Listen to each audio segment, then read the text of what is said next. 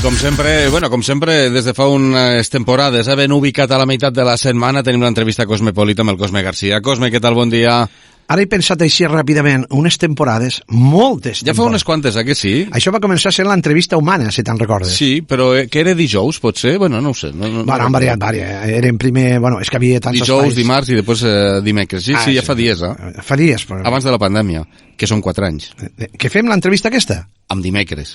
En dimecres, sí. Bueno, canviem, depèn de la programació. L'any que ve potser la fem en divendres. Sí. Mentre no me la fiques en diumenge pel matí. No, sí, tranquil. No. Cosme Garcia, qui coneixem avui? Mira, a tu t'agrada molt conèixer els prohoms de la ciutat, a persones d'aquelles que coneixen moltes coses i que ens poden parlar de moltes coses. Avui t'he portat un de dir, escolta, la seu veia reuneix totes les condicions i tal, un arquitecte ho podria dir, que sí? Sí. Perfecte, doncs avui t'he portat a un arquitecte conegut, que a més és pintor i la seva vessant alguns no la coneixen, pinta uns quadres meravellosos, i està amb una persona convivint perfectament i que s'estima moltíssim, que es diu Felicitat Martín, qui a més els dos pinten quadres d'aquells que te diuen que et falla la teua foto, però l'has de marcar com jo te digui. Per què? Perquè després fan una conjunta i surtin tots els personatges allí. Salvador Costa, benvingut i bon migdia. Gràcies, Cosme, gràcies. On vas néixer? Pues a Lleida, al carrer Marquès de Villantònia, al costat dels Ferrets. És a dir, bueno, una part influenciant de la ciutat, no? Bueno, sí, és que en aquell moment la casa dels pares havia caigut un obús, recent sortir de la guerra, i es va tindre que traslladar pues, a la casa dels meus avis. I allí vaig néixer. I de petit eres d'aquells dolentots, eres tan treballat o no? No he sigut mai dolentot. Potser me n'empenedeixo una mica, no he sigut més. Bueno, però eres d'aquells que anaves a jugar molt a caniques, sí, allò de salta en xurro mediabanca magantera? Sí, exactament, perquè és que realment llavors se feia vida al carrer, no? Sorties del col·legi i els pares no et volien a casa. Eres entremeliat i fora. I llavors als carrers ens reuníem pues, unes pandilles de gent, molts, potser 20 o 30, no? I jugàvem molt i era molt divertit, sí. I en quin col·le vas estudiar? Pues vaig estudiar als Maristes de carrer Clavet, després vaig fer l'ingrés al batxillerat als Maristes de Montserrat, després vaig estar 4 anys malalt i vaig continuar a l'institut. Però estàs a Lleida i de Lleida te'n vas durant un temps a Barcelona. Sí, claro, quan vaig començar la carrera, sí. I després també, acabar la carrera, també vaig combinar l'exercici professional a Barcelona, Lleida i Castelló de la Plana. Salvador, t'agradava dibuixar de petit? No recordo quan vaig agafar el llapis. Perquè això de l'arquitecte i tal han de ser uns bons dissenyadors. Sí. Bueno, dissenyador i dibuixant no té gaire cosa que veure, no? Però sí que dibuixar m'ha agradat moltíssim. Per què et dediques a l'arquitectura? Pues precisament perquè sabia dibuixar. Clar, perquè tot ho lligo. En aquell moment els ingrés a la carrera ha canviat molt. I en aquell moment l'ingrés a l'escola d'arquitectura, el dibuix era fonamental. Si tu no dibuixaves bé una estàtua que et posaven allí, a Sanguina, doncs no entraves, no podies passar, no ingressaves a l'escola. Llavors, tenies que fer 2 coses, saber dibuixar molt bé i tindre 2 cursos de ciències exactes. El dibuix era tan difícil que donava temps als arquitectes, als futurs arquitectes, acabar la carrera de ciències exactes, almenys ja se n'asseguraven una sortida, no? Parlem una mica, ja que jo t'he volgut portar també perquè em parles de la ciutat de Lleida. Els meus pares arriben al 52 i era una ciutat trista, grisa. Tristíssima, perquè clar, encara no ens havíem recuperat dels desastres de la guerra, i és veritat com el que tu dius. Jo recordo una ciutat... Perdó. No, si és que hi ha una grip tremenda. Amb colorida, jo veia colors, però veia misèria. Però també tinc que dir, la gent potser no portava aquesta cara d'estrès que portem ara, Però Lleida, en aquell moment quan van arribar, era una Lleida, dic, bruta, no vol dir que ara sigui neta, que havia unes rates, mai ha sigut neta. Havia unes rates com a conills, que si bé eren les més importants d'Espanya. Sí, inclús aquella famosa rata negra del Miquel, que ha desaparegut, aquesta jo l'he vist per Lleida. Ah, sí? Sí. Lleida està ben estructurada arquitectònicament? I jo crec que Lleida és una ciutat que realment té moltes possibilitats urbanístiques, no? Té un riu, té una muntanya, està ben connectada, La prova és que ha sigut una plaça forta durant molts anys, no? S'han emportat prèmits. Sí, però jo crec que últimament aquí va haver un pla, quan va vindre la democràcia es va intentar fer un pla del llop, però no s'ha acabat de portar a terme. Després el senyor Àngel Ros va voler fer un altre tipus de plantejament que tampoc s'ha acabat de dur. O sigui, ens trobem en una ciutat... Comencem però no acabem. Sí, exacte, i així estem. Per cert, estàs en el nucli primordial de la ciutat, estàs a la plaça Sant Joan. Què li diries al Penya Ganchegui si ara ho haguessis? Penya Ganchegui, pues, jo penso que ho va fer molt a contracort. Li van obligar a fer el que va fer? No, o se va tenir que adaptar a lo que... Jo no hi vaig participar, per tant no sé el fons de tot això, però jo penso que no sé si va quedar massa content d'aquesta... Perquè l'arquitecte ha de ser lliure, no? I amb les seves creacions. I aquí no sé si va tindre prou llibertat. Jo, de totes formes, no entenc que la plaça sigui una plaça. La plaça, allò és una antesala, jo en diria. Yeah. Perquè a darrere es va desfer el canyeret per fer una altra cosa. Va fer uns jutjats, no? Bueno, i jo penso que la plaça es va... Sí, el mur que va tallar la muntanya, una muntanya històrica que tampoc entenc. Avui en dia suposo que no es permetria això. I jo penso que van agafar la plaça de Sant Joan com una antesala, no? Un hall. Sí, un hall de lo que vindria després. I es va esguinçar. Amb el mur se va esguinçar. No és ni antesala, no és tampoc plaça, ha quedat una cosa també híbrida.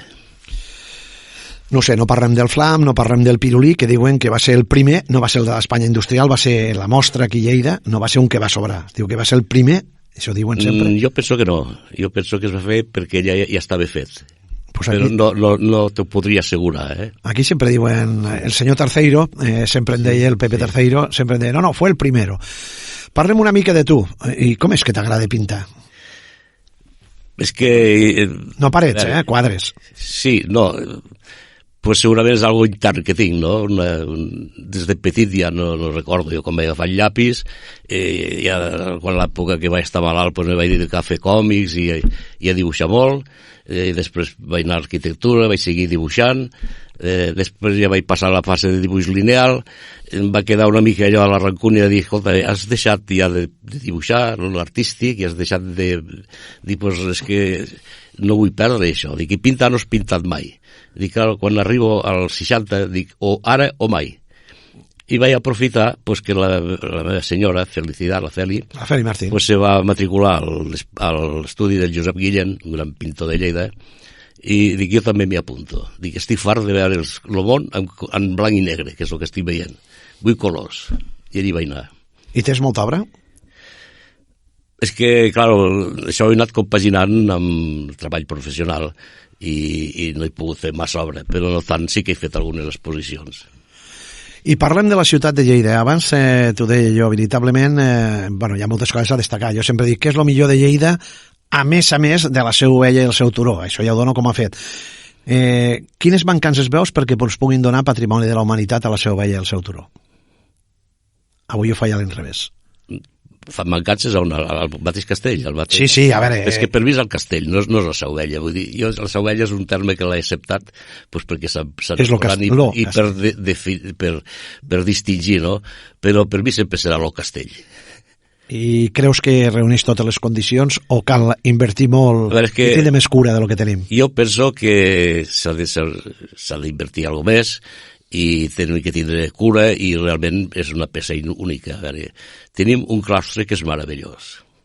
El claustre... Únic. Sí, si bé la catedral, el que és el recinte, no és massa gran, perquè és que no hi havia espai, i llavors pues, van fer el que van poder. Però, i claustre, clar, el claustre no hi cabia a la manera tradicional, que sempre és a un costat, si us he fixat, sempre els claustres estan en un costat. En aquest cas el van tindre que posar a continuació de, i fent d'entrada, i això se'n diu nàrtex. És únic, és únic, me sembla, al món. I el claustre, tan alt, tan gran, també és únic, o n'hi ha molt pocs. I que estigui obert per un altre costat mirant a un horta, tampoc és gens freqüent, o sigui, tenim... Aquest monument té unes condicions i té unes qualitats pues, que sí que jo penso que es mereixen ser... A més, vist des de dalt és un caragol, Lleida. Exactament, és un caragol. Verd, sí, bonic, el dia que perguem l'horta ja canviarà. Les banyes és el campanar i la closca, diguem, és el cimbori i la part de l'àbsid, sí. Acabarem, però vull preguntar dos cosetes. De cuina com vas? Ets bon cuiner?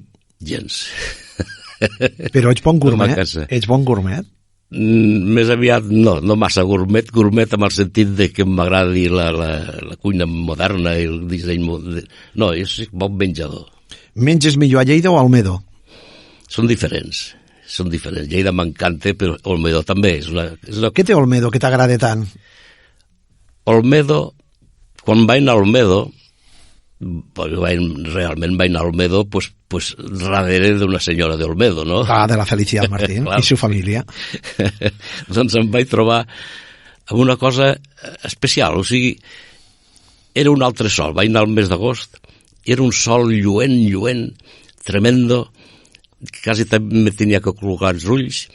Després me vaig trobar uns monuments i em vaig trobar una arquitectura mudèjar que no estava reconstruïda encara. I tot allò em va fascinar. I, escolta'm, el dia següent d'arribar allí vaig comprar un bloc de dibuix i em vaig posar a dibuixar el directe del natural, tot allò que veia. Avui és història, aquests dibuixos que he fet, perquè gairebé després Olmedo va canviar ja, es va començar a reformar, no? Sí, que tens aquesta experiència de l'Olmedo d'abans i l'Olmedo d'ara. Sí, no m'ha passat a mi, ha passat amb altres companys també. Acabem ara sí, un prom de la ciutat hauria de preguntar què penses d'aquest alcalde, de l'altre, on se reunia la gent, que són los carrinclons, si t'agrada que el Garrotín hagi sigut declarat Patrimoni de Lleida, totes aquestes coses, però bueno, de tot això tindrem possibilitats de parlar. L'altre dia me vas agradar molt fent, nos treuràs la professió, presentant un llibre precisament que feia el Manolo Martín dels 132 esgraons que hi ha a la Costa del Jan. Sí. Me vas encantar, de veritat. Bueno, pues moltes gràcies. Ho vas fer molt bé, molt bé. Bueno, me va demanar ell que fes una presentació del llibre, evidentment, jo és que no sóc un literat, no llegeixo massa, però dic, això... Ho he de fer bé. Sí, ho he de fer bé. Dic, jo tinc que fer aquí un dictamen del llibre. I és que dictamen sí que estic acostumat a fer, perquè jo he sigut arquitecte dels jutjats, pericial, i, clar, estic acostumat a veure moltes coses i dictaminar sobre elles, i això dic, bueno, pues serà un altre dictamen. Que s'estan esperant, una cosa que no he dit. Sí. Què tens que veure tu amb el camp del Barça? Bueno, vaig participar en una valoració que va fer amb un problema, un litigi que hi havia entre l'Ajuntament i el Barça d'uns diners, i que la base d'això era una valoració catastral que havia fet Hisenda i que no estaven massa d'acord cap de les dues parts. Es va corregir i va acabar amb 8 anys de litigi que hi havia. Molt bé, veus? Això no se sabia. Un lleidatà va tindre que intervindre, fem-ho a l'inrevés. Això no ho has fet mai. Fes-me una pregunta compromesa. Quasi bé no em coneixes de res, a mi, que m'has trobat pel carrer per primera vegada, no? Fins quan a les cases regionals? Fins quan? Jo voldria marxar ja, de veritat. Voldria trobar la persona i el recanvi. No és fàcil, de veritat. Així com t'he dit que a la ràdio no plegaré mai a la vida, moriré amb un micròfon a la mà. Les cases regionals sí que seria el moment de donar el pas, però això costa molt. Per dues coses. Una, perquè la gent no s'impliqui, i dos, perquè les institucions te perjudiquen moltíssim perquè s'impliquen aquesta gent. No sé si estaràs d'acord. Completament. Però jo crec que si marxes serà molt difícil sustituir-te. Bueno, dicemos, San Preciso, de mon pare, San Preciso se murió y no dejó herencia. Todos somos, nada imprescindible, pero todos necesarios. Gràcies. Gràcies, Salvador Costa, per tu. I té una família, mira, la Glòria Martín, el Jandro Olmo, company nostre d'aquesta casa. Si us veguessis l'altre dia, sembleu que és de la família del circ, que podeu agafar l'escala, la trompeta i la cabra i anar de pobles, no? Perquè, bueno, és una família meravellosa que tothom sap de pianistes, músics, teatre, és que ho tenen tot, a la vostra família. Sí, bueno, a la meva presentació ja vaig dir que tenia una gran creativitat aquesta família. te podies dedicar de mànager, tu, amb això. No és el meu ofici. Ja ho havia fet la Glòria, i el Jandro. Ja li estàs buscant feina. Sí, bueno. Ja Vinga, Cosme. Ja veus, ha parlat... Escolta-teu tranquil·lament això de la seva ovella, tal com ho ha explicat, sí. És interessantíssim, no?